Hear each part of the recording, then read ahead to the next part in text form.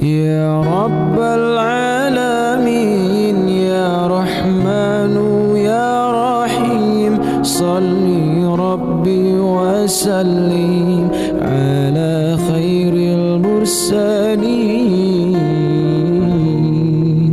اللهم أنت السلام ومنك السلام تباركت ربنا يا ذا الجلال والإكرام اللهم أنت السلام ومنك السلام تباركت ربنا يا ذا الجلال والإكرام. Alhamdulillah, kita bersyukur kepada Allah atas segala karunia nikmatnya. Kembali Allah izinkan kita dapat menjalankan sebagian kewajiban kita sebagai muslim muslimah. Salat subuh berjamaah di awal waktu di tempat yang paling indah, tempat yang paling baik di rumah Allah. Teriak doa mudah-mudahan seluruh rangkaian ibadah kita, terkhusus sepanjang malam hingga fajar, semuanya zikir, tahajud, tilawah kita, subuh kita yang baru saja kita lakukan, juga ta'lim kita hari ini, mudah-mudahan diterima oleh Allah Subhanahu wa taala yang kelak akan menjadi bekal kita, sang kita menuju Allah Subhanahu wa taala. Salawat dan salam kita sampaikan semoga tetap tercurah limpahkan kepada junjungan kita baginda Nabi besar Muhammad sallallahu alaihi wasallam, keluarga, sahabat-sahabatnya dan seluruh pengikutnya yang tetap istiqamah, tetap setia kepada jalan risalah-risalahnya. Ketua Masjid Bapak Haji Syarifuddin dan seluruh teman-teman jajaran DKM Masjid Taqwa yang saya muliakan, Ibu Bapak jamaah sekalian yang saya muliakan, apa kabar semuanya? Sehat? Alhamdulillah, mudah-mudahan tetap sehat, tetap senang dan tetap bahagia. Ini yang tidak saya bosan-bosan mengingatkan, bahwa kita tetap harus bergembira, apalagi kita baru saja kita menjalankan sholat subuh.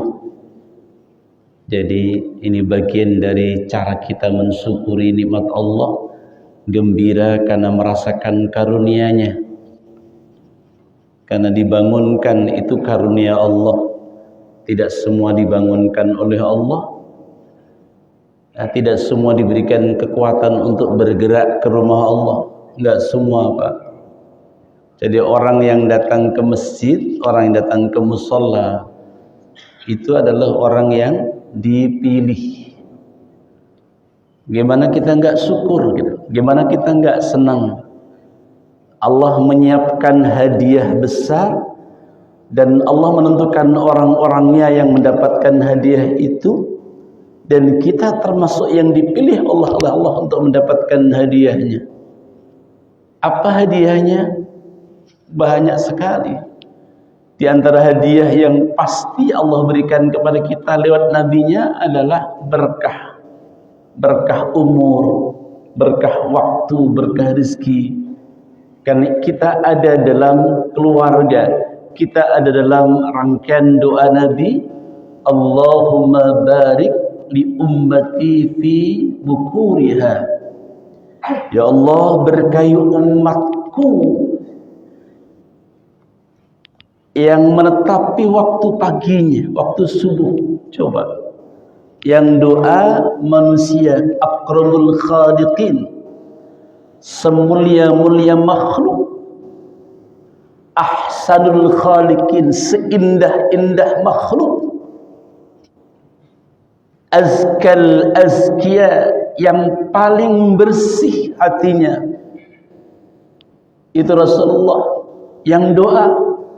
Asfal asfiya, yang paling lembut hatinya, yang paling dicintai oleh Allah, itu yang doa. Yang doa orang yang paling mulia, bahkan makhluk yang paling mulia, yang doanya tak akan tertolak. Dia berdoa untuk kita semua, ya Allah, berkahi mereka yang menetapi subuh, Bagaimana enggak gembira, Bu? Bagaimana enggak bergembira, Pak? Kita orang yang dijanjikan Allah menyiapkan hadiah di masjid, hadiah yang terindah, dan kita termasuk yang dipilih oleh Allah untuk menikmati hadiahnya. Gimana enggak gembira? Itulah keberkahan yang dijaminkan oleh Nabi untuk umatnya yang menetapi subuhnya. Jadi kalau bapak ibu tahu gitu, kata para ulama, kata Nabi itu, andai engkau tahu tentang subuh, ya, andaikan orang tahu tentang subuh, kemuliaan subuh, tak akan ada orang yang tidak berangkat. Walaupun harus merangkak dahsyatnya subuh, karena di antara waktu yang perputaran 5 waktu yang paling istimewa, subuh sekaligus yang paling berat. Inilah waktu yang disaksikan oleh malaikat-malaikat Allah.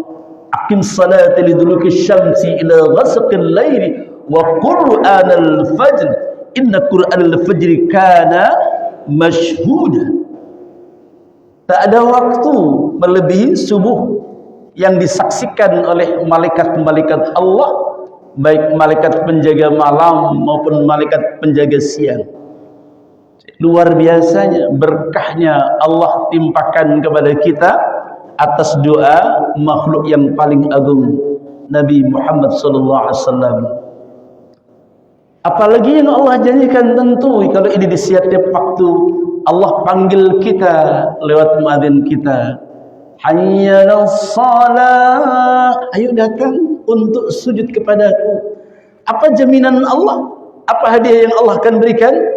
Hayya 'alal falah, ayo kamu datang, aku akan berikan kebahagiaan, aku akan berikan kesuksesan, aku akan berikan kedamaian, aku akan berikan kesentausaan. Itulah al-falah, kegembiraan, kesuksesan, kebahagiaan, semua kumpul. Gimana enggak senang? Itulah ketika Allah Subhanahu wa taala mengingatkan kepada kita, qul bi fadlillahi wa bi rahmatihi fabidzalika falyafrahu huwa khairum mimma yajma'un.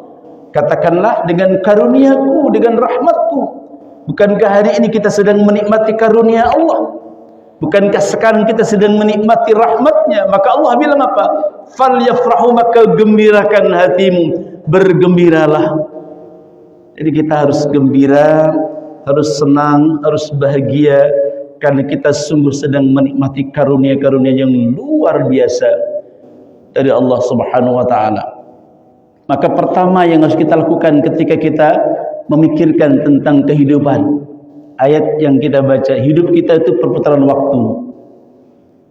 Inna fi khalqis samawati wal ardi wa ikhtilafil laili wan nahar, sesungguhnya dalam penciptaan langit dan bumi, pergantian siang dan malam, pagi, siang, sore, malam, terus kembali lagi. Hidup kita adalah perputaran waktu yang ujungnya ke liang lahat. Pergumulan waktu, detik, menit, jam, hari, pekan, bulan, tahun, terus. Maka Allah bilang tadi, dalam penciptaan langit dan bumi dan dalam perputaran waktu terdapat tanda-tanda kebesaran Allah bagi siapa? Liulil albab, bagi mereka yang hatinya hidup, yang pikirannya hidup. Siapa mereka yang dikatakan ulil albab? Alladzina yadhkurunallaha qiyaman wa qu'udan wa 'ala junubihim. Mereka yang senantiasa ingat kepada rahmat Allah, nikmat-nikmat Allah, baik saat berdiri, duduk maupun berbaring, tak pernah lengah. Bahkan dalam setiap tarikan nafas kita sedang menikmati karunia Allah. Saat mata melihat, saat telinga mendengar, sesungguhnya yang kita lihat adalah karunia Allah, yang kita dengar adalah karunia Allah. Maka ketika kita melihat, Ketika kita dibukakan mata ini oleh Allah Subhanahu wa taala, maka disuruh apa kita tadi? Disuruh bersyukur coba. Alhamdulillahilladzi ahyana ba'dama amatana wa ilaihin nusur. Ya Allah, segala puji bagimu ya Allah yang telah menghidupkan setelah mematikan. Kita sudah disuruh untuk senang. Nabi ajarkan, bahkan mulai mata melihat pun Nabi ajarkan kepada kita, gembirakan hatimu karena engkau dibangunkan oleh Allah setelah engkau dimatikan oleh Allah Subhanahu wa taala. Jadi awal dan sering kali saya ingatkan untuk diri saya dan kita semuanya adalah gembirakan hati kita untuk terus merasakan nikmat-nikmat Allah, karunia-karunia Allah yang luar biasa, yang dahsyat, yang kalau ibu dan bapak mau menghitung, dijamin oleh Allah tak akan pernah sanggup. Wa in ta'uddu ni'matallah la tuhsuha. Jika engkau hendak menghitung nikmat-nikmat Allah, maka pasti engkau tidak akan pernah sanggup menghitung. Saking banyak dan besarnya nikmat itu. Maka sekali lagi kita disuruh senang hidup di dunia ini, karena hidup dunia ini memang tempat kita untuk bersenang-senang. Tapi ini senang-senangnya kita di dunia jangan sampai kita lupa. Allah bilang silakan kamu menikmati dunia ini. Walladzi khalaqalakum ma fil ardi jami'a. Dia Allah yang menciptakan bumi, yang menghamparkan bumi dengan seluruh isinya. Silakan engkau nikmati dunia ini. Silakan engkau bersenang-senang dengan apa yang Allah berikan. Tapi jangan sampai engkau lupa permainanmu di dunia, kesenanganmu di dunia akan berakhir. Itu ingatan Allah. Tapi kita memang disuruh senang, Pak, Bu. Disuruh senang karena nikmat Allah yang dahsyat ini. Silakan bersenang-senang, cuma diingatkan oleh Allah, bahagiamu, senang-senangmu, gembiramu di dunia ini jangan sampai membuat engkau terlena. Karena Allah mensifati nikmat dunia ini adalah fata morgana. Wa mal hayatud dunya illa mata'ul ghurur. Tidaklah kenikmatan dunia, tidaklah kenikmatan kehidupan dunia kecuali hanyalah mata al-ghurur, kesenangan yang menipu, kesenangan yang sementara. Tapi nikmati. Tapi harus diingat bahwa engkau tidak hanya di dunia, kita akan melanjutkan hidup ini bukan hanya di dunia. Teman-teman kita sudah banyak yang sudah enggak ada di dunia ini, yang mereka sudah lebih dulu melanjutkan kehidupannya setelah dunia ini, dan kita pun juga akan pasti menyusul. Jadi silahkan kita bergembira, silahkan kita bersenang-senang di dunia ini, tapi jangan sampai lupa kesenangan dunia membuat kita lupa bahwa perjalanan masih jauh dan kita disuruh berbekal. Di antara bekal yang kita lakukan ya ini, salat tahajud, subuh, tilawatil Quran, bersedekah, ngaji kayak gini. Ini bekal. Ya, karena perjalanan kita jauh sekali, kita nggak akan pernah tahu muaranya kapan. Maka kita disuruh berbekal. Bahkan Nabi memberikan sifat orang yang cerdas. Siapa orang yang cerdas?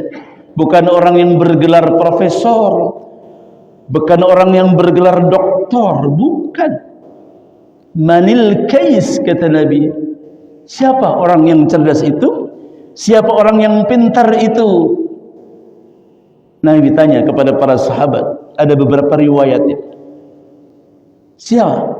Kata Nabi, siapa orang yang cerdas itu? Siapa orang yang pintar itu? Oh, mereka beberapa mengatakan orang yang pintar itu orang yang tahu ini, orang yang punya ini, orang ini. Oh tidak, bala, kata Rasul, bukan. Al-kais man dana nafsahu wa amila lima ba'dal maut, kata Nabi.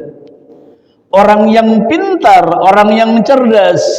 Bukan hanya mereka orang yang punya gelar profesor, doktor, kiai, haji, buya, habib atau apapun, tidak. Bukan mereka yang dengan gelar serentet di depan atau di belakang namanya. Tapi kata Nabi, orang yang cerdas adalah man dana nafsahu, mereka orang-orang yang punya kemampuan untuk mengelola hati, tidak mengikuti hawa nafsunya. Wa amila lima ba'dal maut, dan ia mempersiapkan amalnya setelah kematiannya. Ia betul-betul menyiapkan dirinya saat kematiannya, bekal menuju Allah. Itulah yang katakan oleh Nabi sebagai orang yang cerdas, orang yang tidak mengikuti hawa nafsunya, orang yang punya kemampuan untuk mengendalikan keinginan-keinginan. Karena keinginan ini kalau tak terkendali, Pak, Bu, tak akan pernah membuat orang itu tenang. Tidak ada. Dunia dengan segala gemerlapnya ini tak akan cukup untuk memenuhi satu orang keinginan. Tidak akan cukup. Tak akan cukup dunia ini untuk memenuhi keinginan satu orang. Karena keinginan kalau diikuti tidak akan ada ujungnya. Maka Rasulullah menggambarkan kullu bani Adam, anak Adam itu kalau diberikan kekayaan, kalau diberikan kenikmatan dunia yang banyaknya wadian, satu lembah. Ada orang dikasih oleh Allah misalnya satu lembah isinya emas berlian, sudah penuh itu. Maka kata Nabi apa? Labtagha wadiyani, dia akan mencari lagi satu lembah lagi yang isinya sama. Sudah punya dua lembah emas intar berlian, dia akan mencari lembah yang lainnya. Itu gambaran Rasulullah tentang manusia kalau ia tidak punya kemampuan untuk mengendalikan keinginannya. Keinginan tak akan ada ujungnya, Pak. Maka orang bodoh, kata Rasulullah, orang yang selalu mengikuti keinginan-keinginannya saja tanpa terkendali. Karena keinginan kita tak akan pernah ada ujungnya. Maka kendalikan keinginan, kendalikan hawa nafsu dalam bahasa lain. Karena kemampuan kita untuk mengendalikan hawa nafsu adalah bagian dari kecerdasan yang Allah berikan kepada seorang. Lalu ia menyiapkan dirinya untuk beramal menuju Allah, amal ketika menjelang kematiannya. Mereka itulah orang-orang yang cerdas, orang-orang yang pintar, selalu berpikir tentang orientasinya bukan 5 tahun, orientasinya bukan 10 tahun, tapi orientasinya adalah kuburku selamat enggak, orientasinya adalah akhirat. Itu orang-orang yang cerdas. Maka kenapa kita sholat, kenapa kita zikir, kenapa kita bersedekah, tahajud, salat subuh berjamaah, ta'lim seperti ini, semua dalam kerangka untuk menyiapkan diri, bekal kita menuju Allah Subhanahu wa taala. Pahalanya keren sekali, Masya Allah. Tadi sebagian sudah saya sebutkan. Di antara janji yang Nabi berikan, Rasulullah sampaikan kepada kita, andai bapak ibu ditunjukkan pahalanya, bapak ibu datang ke masjid, andaikan ditunjukkan kayak apa gitu. Nabi bilang, setiap langkah kita, langkah Allah angkat derajat.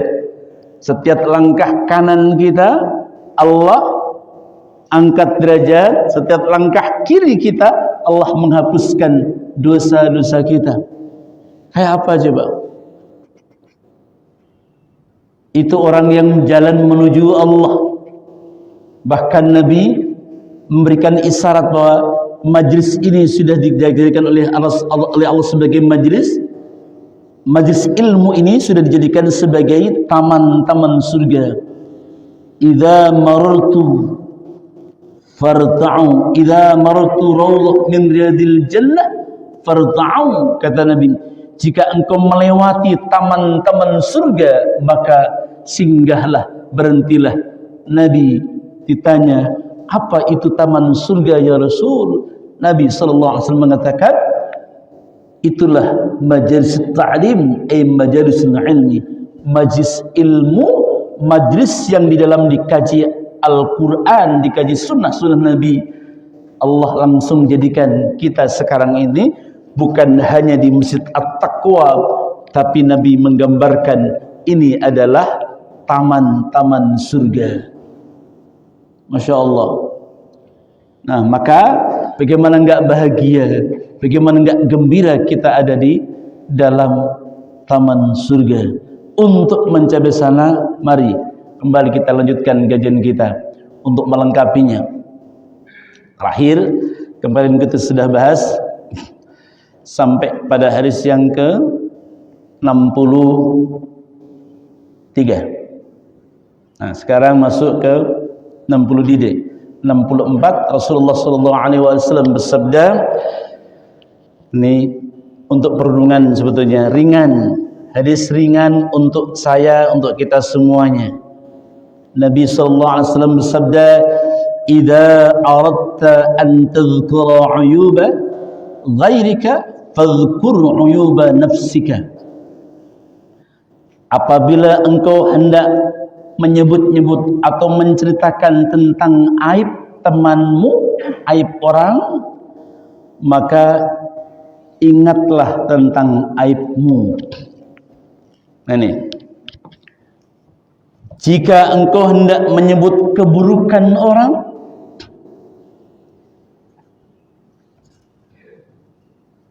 kontrol dulu, apakah saya enggak punya keburukan? Di pesan Nabi, kalau engkau hendak lagi ngobrol, lagi ketemu dengan teman, lalu mulai jin ganggu, jin jahat tentu saja, setan mengganggu, mulai asik mau menceritakan saudara kita, maka Nabi sampaikan kepada kita, kalau sudah mulai akan muncul menceritakan aib teman kita, teman saudara kita, fadhkur uyuba nafsika, maka ingatlah akan aibmu, ingatlah akan keburukan-keburukanmu yang sampai hari ini Allah tutupi. Bagaimana mungkin engkau membuka aib saudaramu, membicarakan tentang keburukan temanmu, padahal engkau juga punya keburukan-keburukan. Jadi diingatkan oleh Nabi, bahasanya janganlah engkau suka menceritakan keburukan orang lain, karena pasti kita punya keburukan. Pasti kita punya keburukan. Quran bilang apa? Wala tajassasu wala yaghtab ba'dukum ba'dha. Jangan engkau suka mencari kesalahan-kesalahan orang lain, wala yaghtab ba'dukum ba'dha, dan jangan suka ghibah, ngomongin keburukan teman. Ini kan dua hal, dua kata yang sama kelanjutan. Suka mencari tajassus itu mencari kekurangan teman. Dicari kekurangan. Orang nggak usah dicari aja ketemu, apalagi dicari. Kalau orang suka mencari kekurangan orang itu pasti dibantu sama setan, Mbak, Bu. Maka mudah menemukan. Mudah menemukan. Maka Allah perintahkan, Allah larang kepada kita, jangan suka mencari-cari kesalahan orang. Yang paling bagus apa pesan Nabi? Koreksi dirimu, carilah keburukan dirimu sebelum engkau mencari keburukan orang lain. Hitung dirimu, hisab dirimu sebelum engkau memikirkan tentang perbuatan temanmu. Wah, kalau ini mah begini. Gak penting kita menyibukkan diri untuk mengoreksi teman kita. Kita sibukkan diri kita untuk mengoreksi kekurangan kita. Saya kayaknya kurang di sini. Ayo kita kita belajar bersama. Khutbah Jumat awal saya di masjid ini, muhasabah, saya kemarin katakan, kira-kira di umur kita sekarang yang sudah 50, 60, 70, kita disuruh berpikir apa? Banyakkan baiknya atau banyakkan buruknya. Itu pesan Nabi lewat hadis ini. Sebelum engkau melihat orang, maka lihatlah kekurangan dirimu. Dan itu yang dipesankan oleh Sayyidina Umar, Amirul Mukminin. Hasibu qabla an tuhasabu. Koreksi dirimu, hitung dirimu sebelum engkau menghitung orang lain. Bahkan beliau melakukan setiap malam sebelum beliau terlap tidur, menghitung diri dari mulai fajar, subuh tadi salat subuh berjamaah di Masjid At-Taqwa, habis itu taklim, habis itu sarapan bersama, lalu beliau mengucapkan alhamdulillah, waktuku aku gunakan untuk yang diridhai oleh Allah.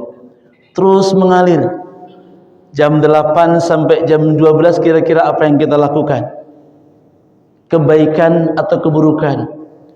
Olahraga, jalan-jalan, ketemu orang di jalan, tahu tentang, minta tolong tentang alamat, kita tunjukkan di sini.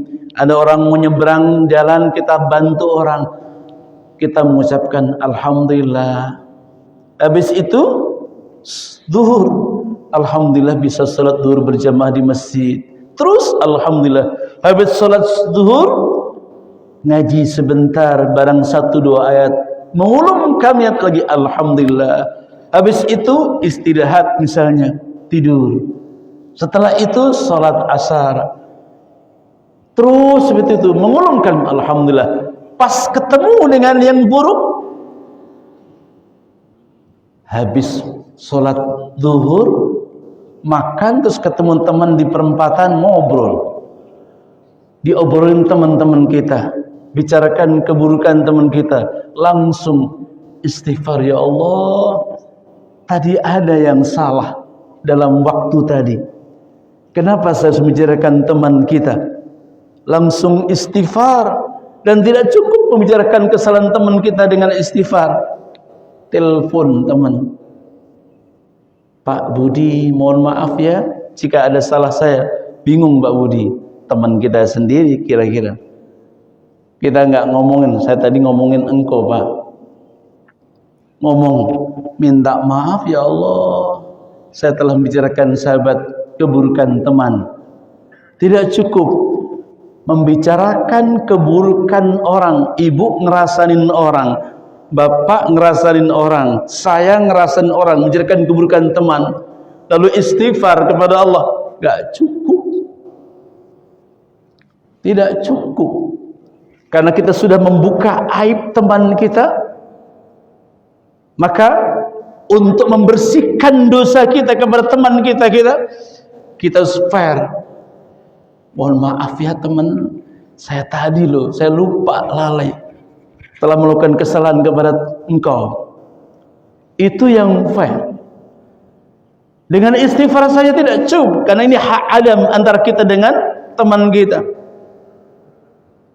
Hak adam itu. Wah, berat sekali, berat. Maka Allah menggambarkan apa? Orang yang asik menggunjing keburukan orang digambarkan apa? Seperti orang yang makan bangkai saudara kita, teman kita yang kita bicarakan sudah mati, lalu di tengah-tengah itu lalu dikerubutan dan kita makan bangkainya. Terus apa kata Allah? Apakah engkau suka? Lalu Allah kata, fakarihtumu, tentu engkau akan jijik. Gambaran orang yang membicarakan keburukan atau aib saudara kita itu seperti dia sedang kenduren, lalu makanannya adalah bangkai orang yang kita omongin. Itu yang Allah ceritakan.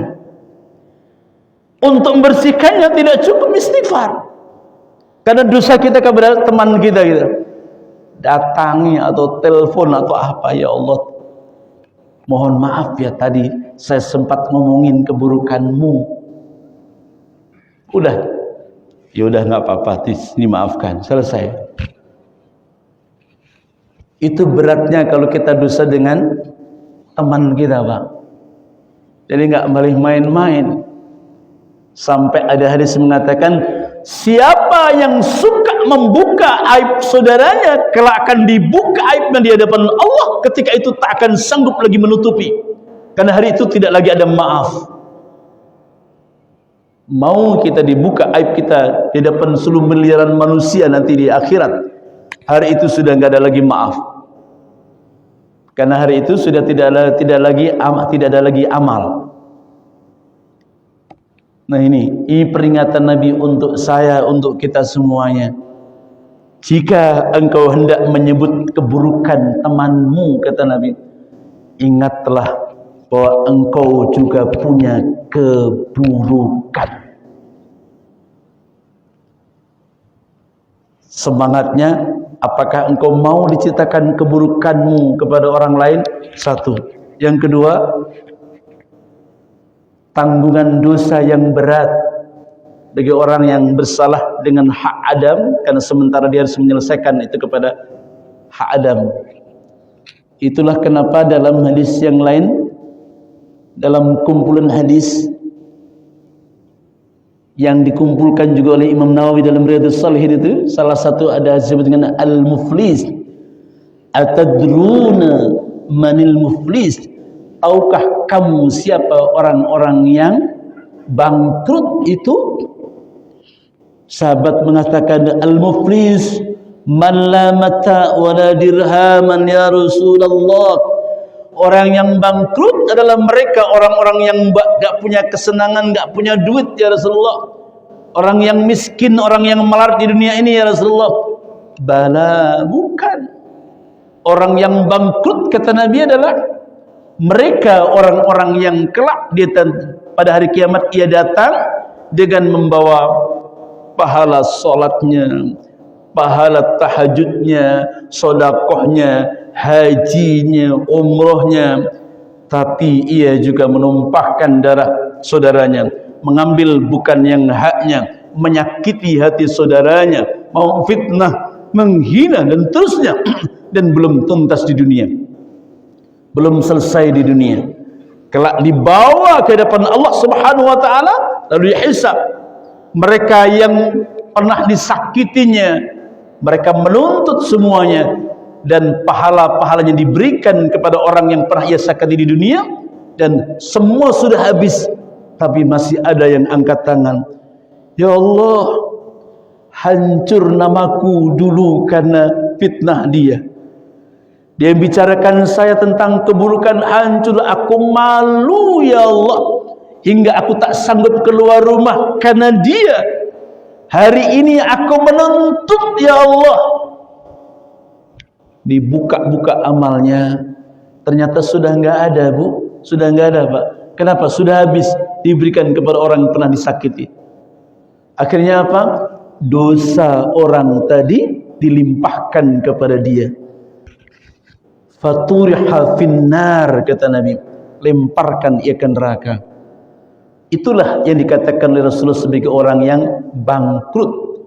Jadi bukan orang yang tidak beribadah, dia ibadahnya banyak, tapi dia juga menyakiti hati orang, suka ngomongin keburukan orang, memfitnah orang.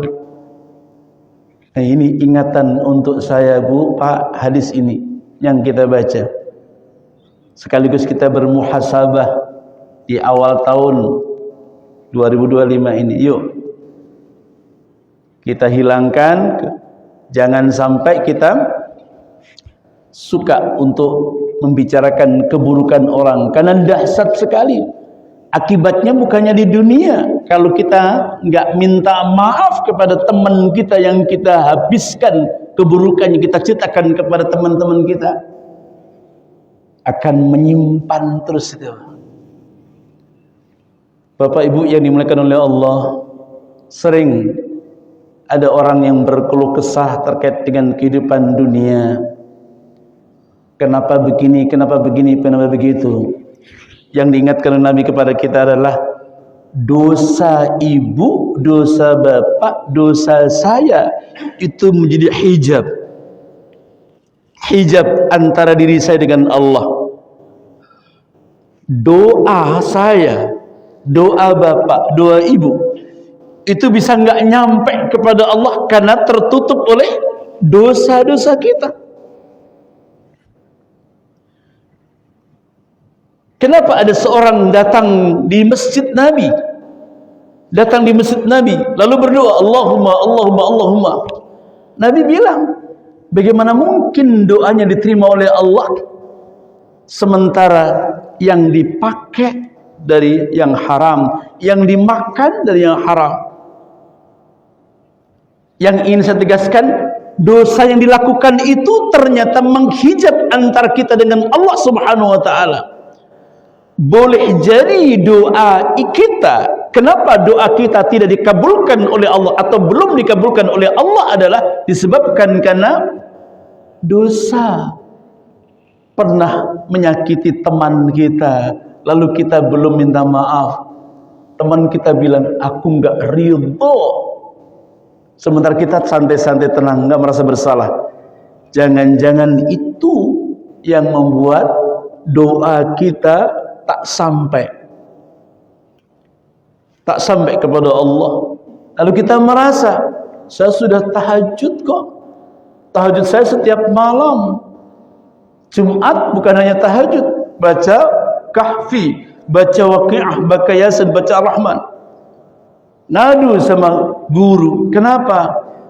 Ternyata boleh jadi ada dosa yang engkau belum tuntaskan kepada sahabatmu, kepada temanmu. Kalau itu terjadi, bisa dimungkinkan hebat ibadah kita, amal ibadah kita, tapi Allah tidak akan belum menjawab doa disebabkan karena ada dosa yang belum tuntas. Kalau kepada Allah gampang, Pak, dosa kita kepada Allah. Tinggal istighfar sungguh-sungguh, taubat, selesai. Tapi dosa kita kepada teman kita tak bisa selesai dengan istighfar. Tidak bisa, Pak. Gak bisa. Ibu, bapak dan saya punya dosa kepada teman. Dosa. Istighfar kita kepada Allah, minta ampun kepada Allah, gak bisa selesai. Karena kita harus menyelesaikan dengan teman kita. Jadi ini bukan sederhana. Peringatan Nabi untuk kita, jangan suka membongkar keburukan orang jika itu melukai. Keburukan yang kita ceritakan kemudian dia buat terluka hatinya, enggak tahu kenapa tiba-tiba keburukannya tersiar oleh banyak orang. Di situ ghibah.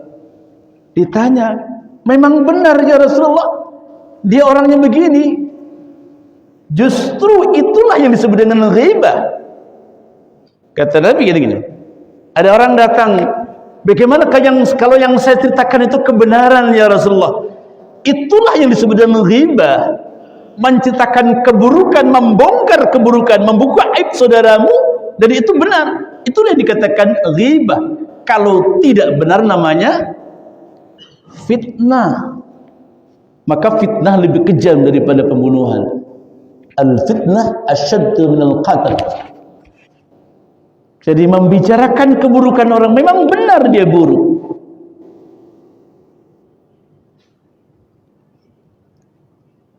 Dosanya besar sekali. Nah ini yang harus kita hati-hati dalam konteks kehidupan sosial, karena akan kita bawa terus sampai menuju Allah. Jangan sampai amal-amal kita yang sudah kita rajut, yang sudah kita kumpulkan ini kemudian tergerus dengan dosa kita. Salah satunya adalah dosa membicarakan keburukan atau membuka aib saudara kita. Jika itu kita lakukan, jangan menunggu waktu untuk meminta maaf. Gak usah menunggu nanti Ramadan, apalagi menunggu Lebaran. Gak usah. Langsung telepon atau apalah, bisa minta maaf kepadanya, karena itu boleh jadi yang menyekat hubungan kita dengan Allah. Allah yang maha kasih, Allah yang maha penyayang itu menyayangi semua orang. Kalau ada di antara hamba yang disakiti, Allah pun juga enggak ridho. Ya, kita siapapun kita menyakiti orang, Allah pun juga enggak ridho. Kalau dia tidak memaafkan, nah, kewajiban kita ketika salah minta maaf.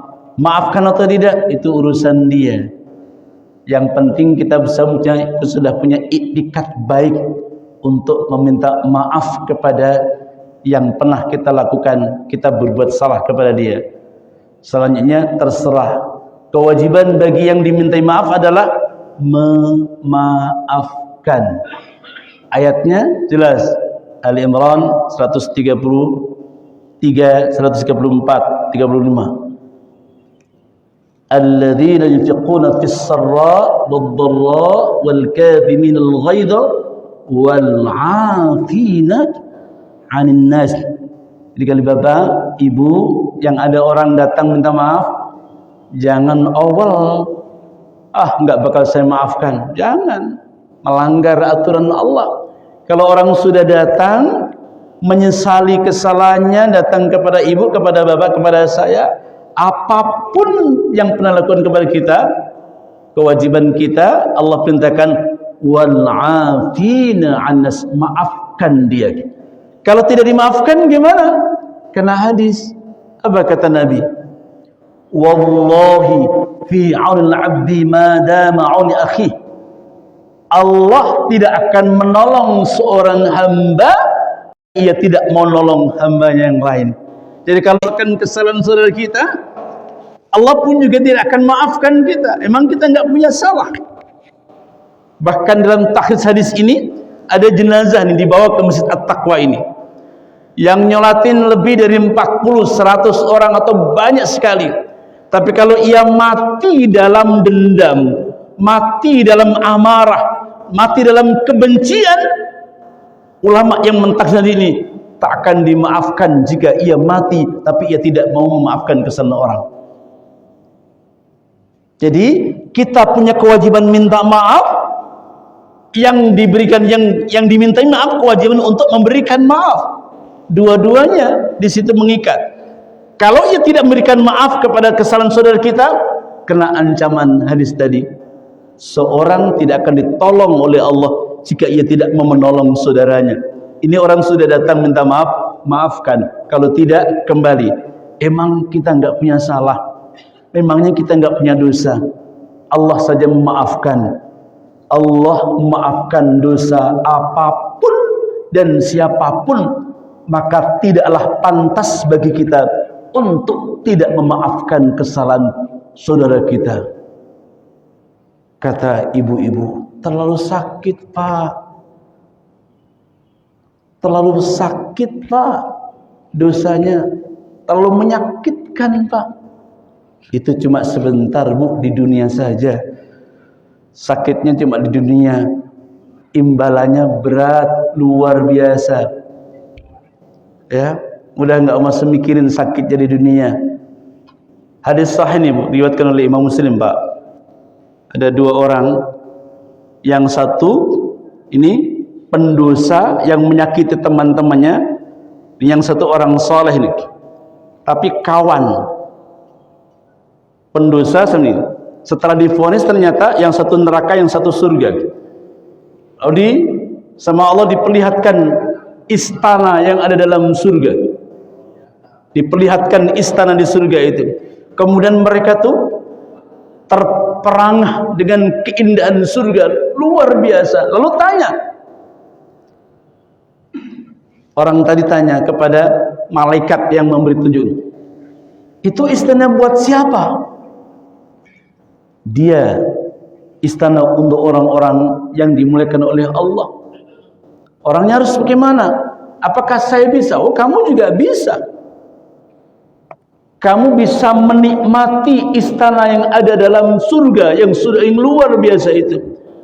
Gimana syaratnya? Syaratnya kamu memaafkan kesalahan saudaramu ini. Ahli surga ini belum bisa ke sana, tapi temannya ahli neraka. Kalau kamu ingin masuk ke istana di surga itu, syaratnya kamu maafkan teman kamu ini. Coba. Jadi sakitnya di dunia, Bu, Pak, gak akan ada apa-apanya dibandingkan dengan balasan nanti di hadapan Allah, dikubur sampai akhirat. Jadi jangan pernah mendendam.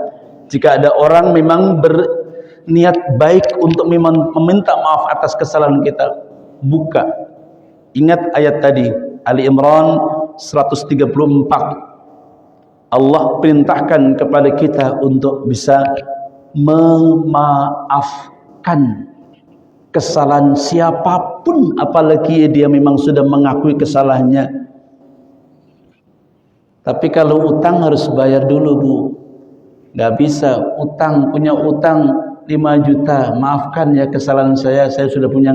Nggak bisa, bayar dulu utangnya baru minta maaf kenapa terlambat bayarnya. Nggak bisa, utang itu, makanya koruptor itu dosanya murakkab, double. Kembalikan dulu uangnya ke negara baru taubat kepada Allah. Nggak bisa koruptor itu taubat.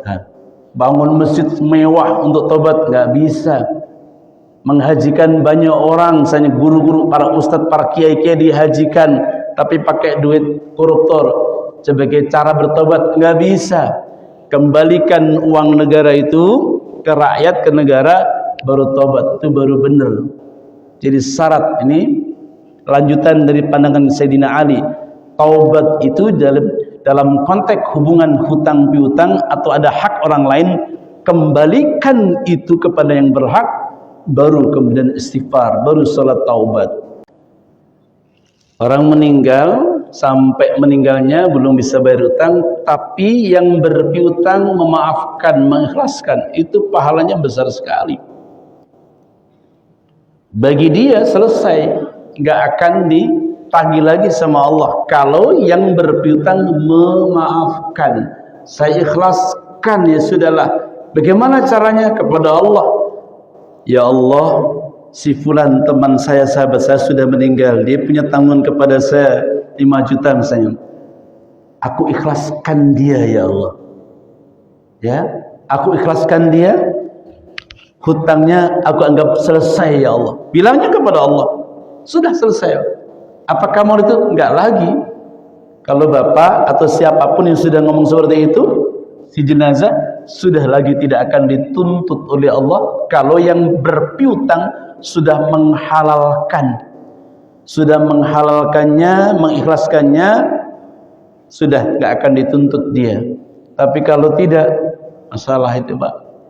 Jangankan kita, Pak, orang-orang biasa. Nabi sampai bilang, ada orang yang mati syahid, mati di medan peperangan, itu nggak bisa masuk surga kalau dia punya hutang. Jadi hutang itu akan menjadi halangan bagi dia. Seorang syahid, perang di medan perang di jalan Allah, mati, langsung akan terbang ruhnya, dibawa oleh burung-burung berwarna hijau, kata Nabi. Nggak akan singgah ke neraka, melompat itu. Tapi kalau punya hutang nggak bisa. Walaupun mati syahid, kalau punya hutang nggak bisa. Tapi kalau hutangnya sudah dimaafkan, selesai, Pak, aman dia yang berhutang itu. Itulah kenapa penting sekali, dan itu sudah menjadi tradisi. Bukan hanya tradisi, memang sunnah ya, bagi orang meninggal sebelum disalatkan atau setelah salatkan, kemudian pihak keluarganya menyampaikan pesan. Apabila ada hubungan hak ada hutang piutang, maka segera diselesaikan. Itu memang begitu, harus dilakukan. Kalau tidak, sesoleh apapun dia, sesoleh apapun almarhum atau almarhumah, kalau punya utang dan belum ditanggung, nggak bisa selamat ya, Pak. Nggak bisa selamat. Jangankan tadi saya katakan, jangankan kita, sahabat Nabi yang mati di medan perang saja, kalau punya utang belum ada yang menanggungnya, maka nggak bisa selamat. Itulah kenapa Nabi bilang dalam satu riwayat, Nabi pernah nggak mau menyolatkan jenazah yang masih punya utang. Ini jenazah datang ke masjid, Nabi tanya, siapa ini? Fulan, fulan ya Rasulullah.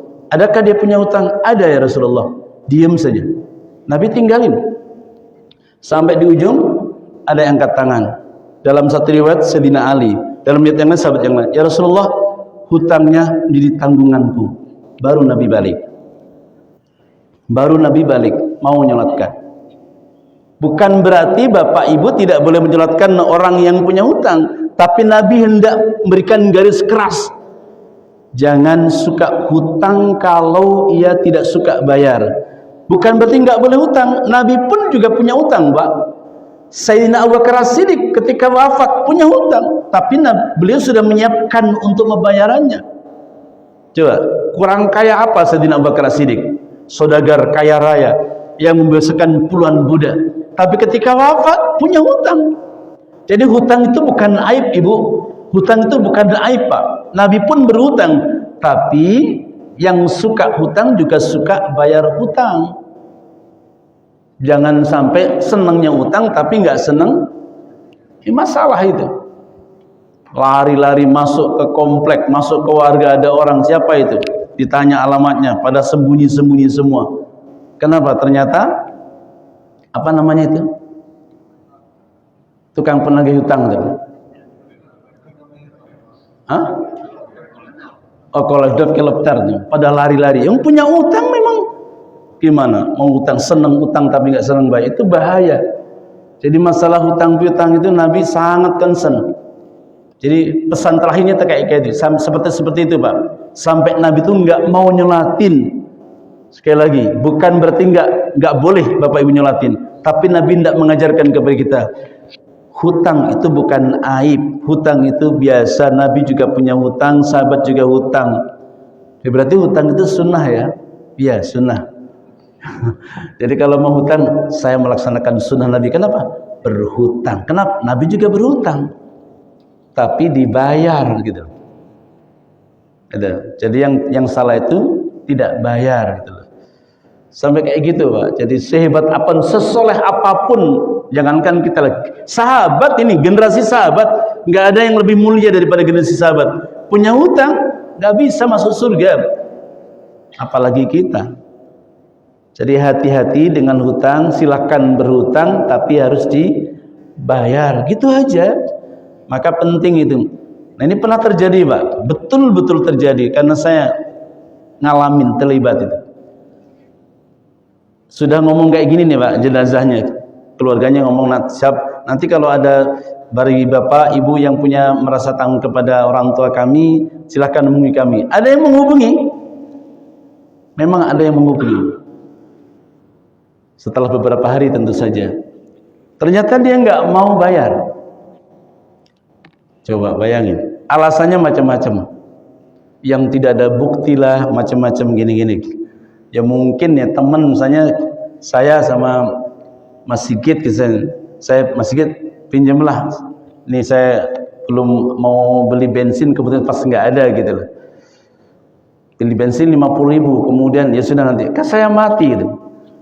Terus Mas Sigit bilang sama keluarga saya, kemarin Pak Ustadz pinjam 50.000. Terus keluarga saya bilang, mana buktinya? Kan nggak ada bukti lah, teman gitu loh. Kira-kira kayak gitu. Ngotot-ngotot sampai hari ini, setahu saya nggak diselesaikan. Saya bilang, saya sudah sampaikan kewajiban saya. Saya ngomong, Mas, kira-kira dia yang lagi hutang sama ibu itu ada potensi bohong atau tidak? Selama ini dengar di masyarakat, apakah ibu ini pembohong? Nggak ada satupun yang mengatakan pembohong. Memang salah bahwa tidak ada bukti. Quran memang menyuruh kita kalau ada hutang suruh mencatat. Tapi mungkin karena persahabatan, pertemanan yang sudah akrab gitu, masa mau dicatat, kira-kira gitu. Masa? Coba tanyakan sama semua orang tetangga ini, ibu yang nagih itu kira-kira ada potensi dusta enggak? Nggak ada semua. Semua orang mengatakan dia orang perempuan jujur. Kebetulan ini kasusnya ibu-ibu. Jujur.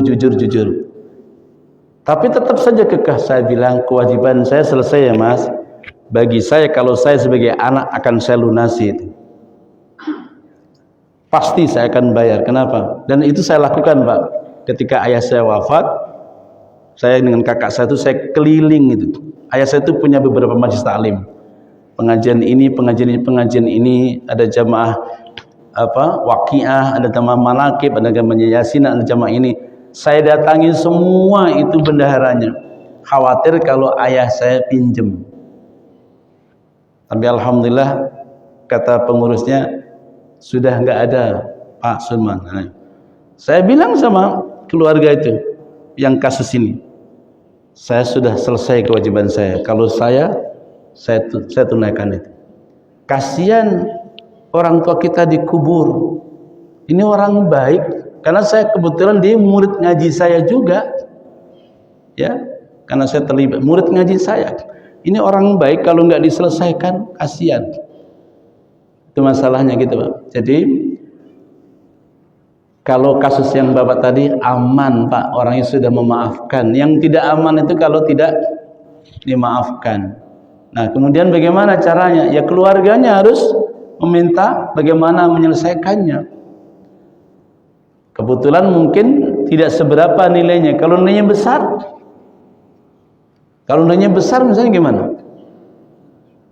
Ya harus dibayar, harus ditunaikan. Nggak ada, Bu, nggak ada, Pak, nilainya berapapun dunia ini, kalau dibawa ke kubur, dibawa ke akhirat nanti nggak akan ada yang bisa ditukar. Mumpung masih di dunia, tunaikan, mesti bayar. Itu berapa juta cicil kalau bisa. Kalau itu orang tua kita, bapak ibu kita, sebagai bakti kita sebagai seorang anak, harus kita lakukan itu. Menceritakan untuk kebaikan alasannya. Selama ia tidak menyebut nama figur orang, misalnya karakter, boleh. Yang dibolehkan adalah kita menceritakan orang yang sudah divonis. Quran menceritakan tentang Fir'aun, di ahli neraka, boleh. Abu Jahal ahli neraka, boleh. Abu Lahab ahli neraka, boleh. Yang sudah ditegaskan. Tapi menceritakan tentang keburukan tetap itu aib, nggak boleh. Kecuali karakternya saja. Nama nggak boleh. Saya bilang selama tidak menyebut namanya, hanya ada loh orang karakternya kayak gini-gini, jangan sebut namanya. Ini nggak boleh, nak. Nah, karena hidup kita kan membaca dan dibaca, Pak. Bapak pasti baca saya pasti baca Bapak. Tapi saya tidak boleh, misalnya saya kenal dengan Pak Haji, lalu saya ceritakan nama Bapak ini, orangnya kayak gini, nggak boleh keburukannya. Tapi kalau kebaikannya boleh. Kalau kebaikan orang kita ceritakan nggak ada masalah. Tapi kalau keburukan yang kita ceritakan tidak boleh. Kita ini kan saling membaca. Karena hidup ini adalah belajar, dan membaca sejarah orang itu bagian dari belajar. Selama kita tidak menceritakan, menyebutkan namanya, karakter orang ini kayak gini, nah kalau ketemu kayak gini, orangnya kayak gini, modelnya kayak gini, nggak apa-apa, Pak. Tapi jangan sebut nama. Misalnya ada kisah-kisah tentang orang-orang, misalnya dalam buku-buku diceritakan tentang orang-orang yang baik, orang-orang yang buruk. Misalnya orang yang buruk yang sudah mafhum, tapi seperti yang saya sebutkan tadi, nggak masalah. Qarun ceritakan, nggak masalah, karena yang menceritakan Allah, nggak ada masalah itu. Nah, adakah menceritakan keburukan yang dibolehkan? Ada, Pak. Di mana?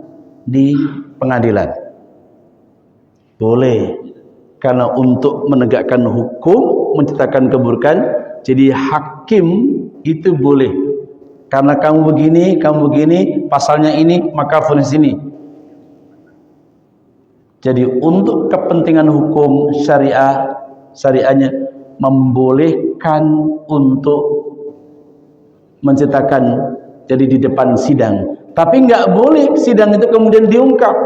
Itulah kenapa ada sidang tertutup terbuka. Gitu kan?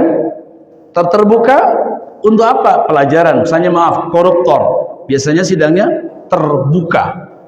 Kenapa? Karena koruptor itu yang disakiti bukan hanya 1-2 orang, rakyat banyak orang. Maka kemudian diceritakan hakim vonis hukumannya karena korupsi ini, boleh.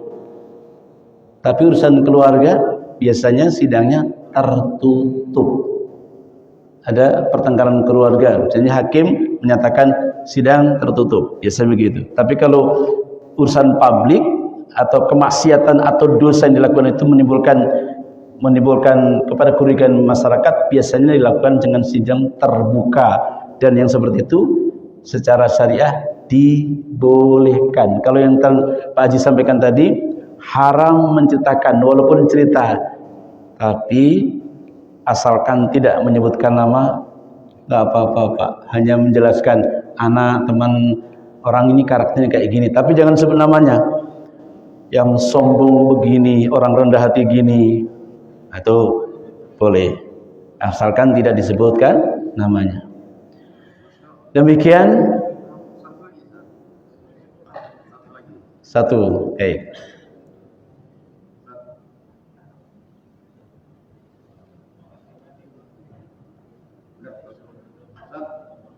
kita kan nonton TV ya, media sosial. Bagaimana di politik itu menceritakan keburukan mantan pemimpin kita, mantan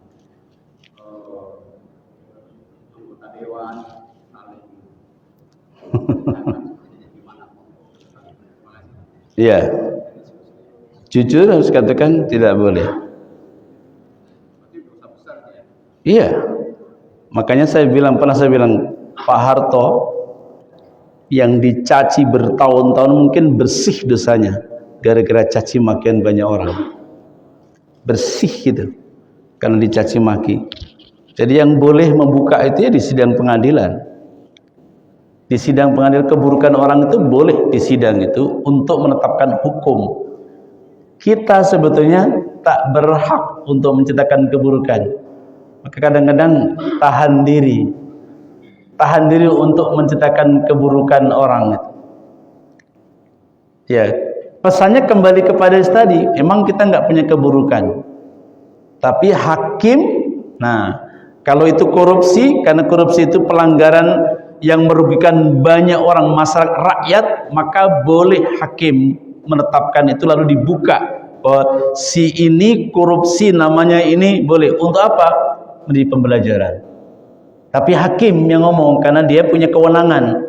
Tapi kalau kita ya sudah dengerin aja. Saya termasuk yang berpendapat seperti itu, walaupun nanti ada yang pendapat boleh saja kalau dosa umum. Tadi saya tidak. Kalau hakim boleh. Jadi hakim itu boleh. Nabi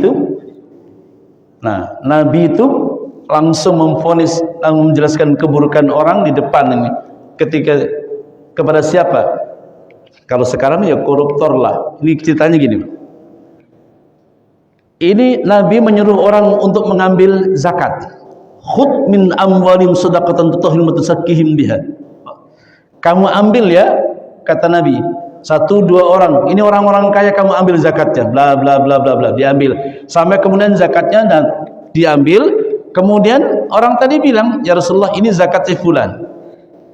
Ini buat saya, ini zakatnya fulan, ini buat saya. Nabi marah sekali Pak, di depan banyak orang, naik mimbar. Nabi langsung katakan kepada yang diperintahkan tadi, kata dia, karena dia ngambil zakat orang, kemudian diambil misalnya zakatnya 100 juta, lalu dikasih 1 juta kepada yang ngambil tadi, ini buat kamu. Dikumpulinlah, karena banyak yang orang kaya dikumpulin, dapat dia banyak. Dari orang ini 1 juta, dari orang 500.000. Langsung dibilang, ini buat saya Rasulullah, ini zakatnya ini buat saya. Marah betul, langsung ditunjuk, kamu tidak boleh. Lalu dikatakan, jika Rasulullah tidak menyuruh engkau untuk mengambil zakat ini, kira-kira orang ngasih kamu apa tidak? Diem semua. Itulah yang sekarang disebut dengan gratifikasi. Jadi kalau ayat gratifikasi atau hukum gratifikasi itu banyak kemudian merujuk kepada hadis tadi Pak. Gratifikasi, pemberian yang dilakukan oleh orang gara-gara tugas di luarnya. Itu sudah terjadi pada zaman Nabi. Dan Nabi marah betul, ditunjukkan di depan orang. Berarti ini kan aib. Nah, dalam kondisi ini Nabi makanya untuk koruptor, tapi hakim, Nabi kan hakim, boleh Nabi. Tapi kita sahabat-sahabat pun menyiarkan nggak boleh menunjukkan. Nah, walaupun nanti akhirnya tersiar juga si fulan telah melakukan kemungkaran, mengambil yang bukan ini, fulan ini mengambil ini gitu. Terjadi juga di masyarakat. Zaman Nabi juga terjadi. Jangankan orang, Nabi sendiri goncang rumah tangganya kan? Masya Allah itu. Karena fitnah yang dilakukan oleh kelompok-kelompok Yahudi, kelompok orang-orang kafir itu. Fitnah. Keluarga Nabi sempat goncang luar biasa, menyebar kisah buruk. Itu dahsyat sekali. Kita nggak punya waktu untuk cerita ini, tapi yang jelas untuk yang ditanyakan oleh Pak Syarifudin tadi, bahwa tetap kita menjaga diri untuk tidaklah menceritakan keburukan orang. Kalau hakim boleh, Nabi itu sebagai hakim maka boleh mengatakan kamu gini boleh. Tapi kita cukuplah. Tapi kalau untuk kemudian kepada teman, jangan pilih pemimpin yang begini-begini. Tadi sebut namanya Ji, karakternya gini, boleh. Tadi seperti tadi Bapak sampaikan. Jangan pilih pemimpin yang begini, yang sama agama kayak gini, sama orang begini, suka yang sulit dipercaya ngomongnya, berbeda dengan perilakunya, boleh kita lakukan. Tapi langsung menunjuk orang, no. Demikian, mudah-mudahan Allah berikan berkah untuk kita. Mohon maaf. Subhanakallahumma bihamdika asyhadu an la ilaha illa anta astaghfiruka wa atubu ilaik. Assalamualaikum warahmatullahi wabarakatuh.